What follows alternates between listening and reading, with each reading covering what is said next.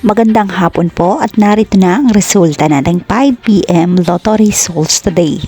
Ngayong araw ng Sabado, January 3, 2026.